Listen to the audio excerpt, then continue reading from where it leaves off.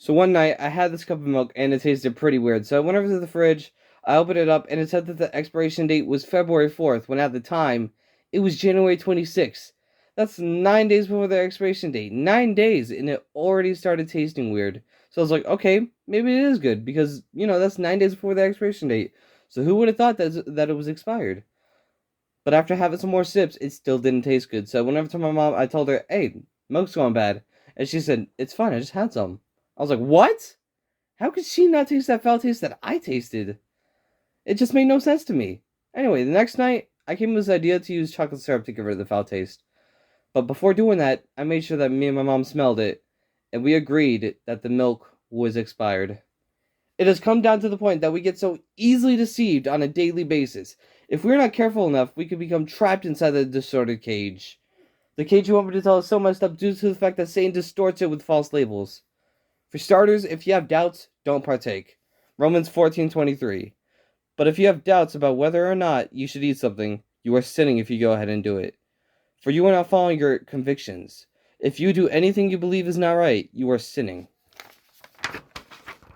It's kind of like Adam and Eve. Instead of standing firm in God, they fell for the convincing of the enemy. They took part in eating the apple which they believed was bad, but they didn't anyway. If you have to question if it is okay to do something, then don't do it. That's basically saying, okay, so this might be bad, but hey, who cares? If it is, then I have the excuse of being ignorant, and being ignorant isn't a sin. Well, I tell you that is still disobeying. Because at the end of the day, you're still going against what you believe to be bad and trying to make excuses for it. That's disobeying still. If you feel in your heart it's not right and you do it anyway, you are walking on a path of destruction. You are shrugging off the sin that you are partaking into. It's just like expired milk. You can feel okay with little bits, but then as you start to have more and more, it leads to health complications and could even lead to death. It's the exact same with sin. Why take a risk? Do you want to take a risk that could lead you to hell? Why not just keep yourself from any possibility of sinning in the first place? Or maybe you don't even realize the cage that you're trapped in yourself. Maybe that cage is just too comfy for you. Point number 2, don't get deceived by fake worldly comfort. Ephesians 5:6. Don't be fooled by those who try to excuse these sins, for the anger of God will fall on all who disobey him.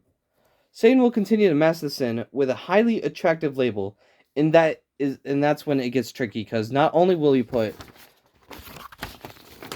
the fake label, he will quite a bit lead you to this comfy, open, yet distorted cage. Yes, the way out of that cage is extremely easy because the door is literally left open. No locks, no security, no nothing. The only reason why it's hard is because it's comfy. Satan designs that cage by putting worldly things in there that you are attracted to. We fall for the trap due to the comfort-coded distortion. It comes down to whether or not you want temporary happiness or if you want eternal happiness that you have to wait for. At any time you could leave that cage, but there's just so much worldly comfort that you enjoy so much. At that point, you are falling for the fake label of comfort. That is when you need to take a step back and see if that comfort is in the way of your relationship with God. After coming to that realization, we need to have the same trust in Jesus to be able to leave it all behind, just like Matthew, the one who was literally so corrupt, always stealing from the Jews at the time. He left everything behind because he trusted Jesus. He was called just like we are. Yet still people end up pursuing these unhealthy earthly desires because of the fun and happiness it brings them. Point number 3. We cannot allow one little sin, one little earthly desire to hold us back.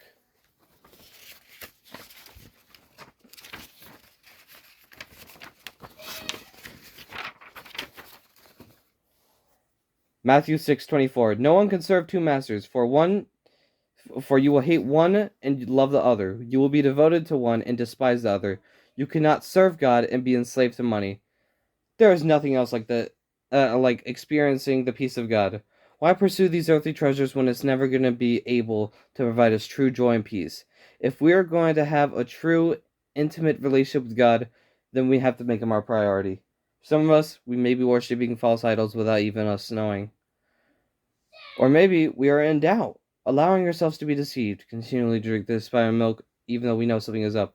This all ties to the chocolate syrup. We tried to add all these modifications just to have an excuse to keep a hold of our worldly desires. For me, that chocolate syrup was me trying to balance my way of streaming.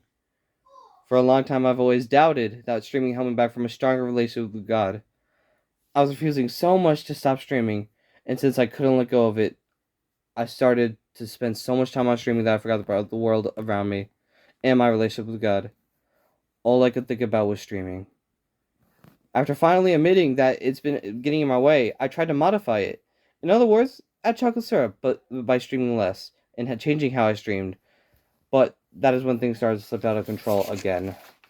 So that was when I knew I had to put an end to this trap. Despite how comfy it was at times, I broke out of the distorted cage. We cannot miss our chance to make it. We cannot be held back by one little sin we treasure.